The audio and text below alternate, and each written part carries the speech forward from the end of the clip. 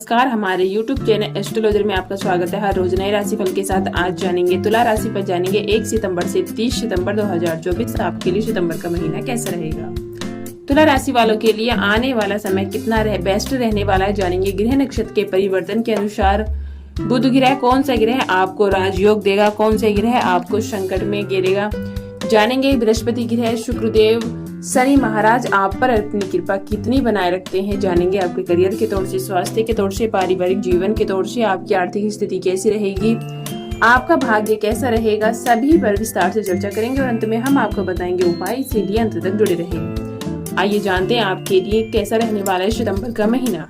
ये आपके करियर की बात करें तो ये करियर के तौर से यह महीना अनुकूल रहेगा। दशम भाव में महीने की शुरुआत में बुध महाराज विराजमान रहेंगे जो आपके भाग्य स्थान और द्विदशा स्थान के स्वामी भी हैं। इससे भाग्य का संयोग आपको प्राप्त होगा। आपको नौकरी में अच्छी पदोन्नति भी मिल सकती है। आपको कुछ नए अवसर भी मिलेंगे जो आपको नौकरी को बदलने का मौका भी दे सकते हैं। अगर व्यापार करने वाले जातकों की बात करें तो उनके लिए यह महीना बेहतर साबित होगा। शतम भाव के स्वामी मंगल महाराज पूरे महीने आपके नव भाव में रहेंगे जिससे व्यावसायिक यात्राओं की भी बढ़ोतरी होगी। व्यवसाय से संबंधित यात्रा करना आपको लाभ देगा। व्यवसाय में उन्नति भी प्राप्त होगी। इसके अतिरिक्त वक्री शनि महाराज की दृष्टि पूरे महीने आपके शतम भाव पर बनी रहेगी जिससे काम में दबाव भी रहेगा और आपको बहुत ज्यादा मेहनत करने की भी आवश्यकता है। कई बार ऐसा लगेगा कि मेहनत करने के बाद भी परिणाम नहीं मिला, लेकिन धैर्य बनाए रखें। 18 सितंबर को शुक्र महाराज आपकी राशि में यानी कि आपके प्रथम भाव में प्रवेश करेंगे, वहां से आपका भाग्य बदल जाएगा।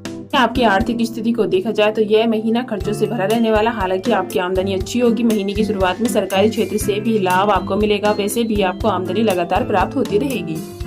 यदि आपके स्वास्थ्य को देखा जाए तो इस माह स्वास्थ्य आपका थोड़ा कमजोर रहेगा। ग्रहों की गठजोड़ आपको सेहत के प्रति जागरूक बनाने के लिए तत्पर है। पंचम भाव में वक्री शनि और उन पर सूर्य की दृष्टि होना, द्विदशा भाव में महीने की शुरुआत में शुक्र और केतु का एक साथ स्थित होना, छठे भाव के स्वामी बृहस्पति महाराज का अष्टम भाव में पूरे महीने विराजमान होना, यह सभी स्थितियां स्वास्थ्य को लेकर आपको यह संकेत देती हैं कि आप अपने बारे में नहीं सोचे और स्वास्थ्य को समय नहीं दिया तो आप बीमारियों की चपेट में आ सकते हैं। इसीलिए अपने स्वास्थ्य का विशेष ध्यान रखें। यदि आपके प्रेम और वैवाहिक जीवन की बात करें तो यह महीना तनाव और टकराव से भरा रहने वाला है। सूर्य शनि का आमने सामने का पंचम भाव पर प्रभाव आपके रिश्ते में अहम का टकराव लेकर आएगा। आप एक दूसरे को ठीक से समझ नहीं पाएंगे जिससे अहम का टकराव भी हो सकता है। यदि विवाहित जातकों की बात करें तो आपके लिए कुछ हद तक यह महीना अनुकूल रहेगा, हालांकि पूरे महीने वक्री शनि की दृष्टि शतम भाव पर रहेगी जो थोड़ा सा जीवन साथी के व्यवहार को चिड़चिड़ा बनाएगी। लेकिन शतम भाव के स्वामी मंगल महाराज नव भाव में विराजमान रहेंगे जिससे जीवन साथी साहस और पराक्रम के साथ अपनी सभी जिम्मेदारियों को पूर्ण रूप से निभाएंगे। यदि आपके पारिवारिक जीवन की बात की जाए तो यह महीना पारिवारिक जीवन के लिए अनुकूल रहेगा। पारिवारिक जीवन में खुशहाली रहने की भी संभावना है।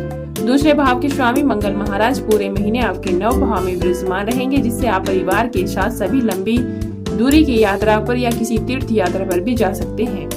किसी खेल में भाग भी आपके घर का सदस्य कोई ले सकता है। परिवार के लोग एकजुट रहेंगे। पूरी ईमानदारी और समझदारी के साथ परिवार की उन्नति में योगदान आप दे।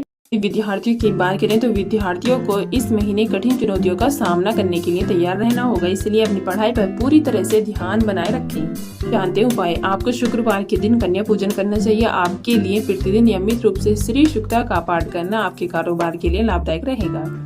शनिवार के दिन काली उड़द की दाल के बने बड़े गरीबों को बांटना आवश्यक रहेगा।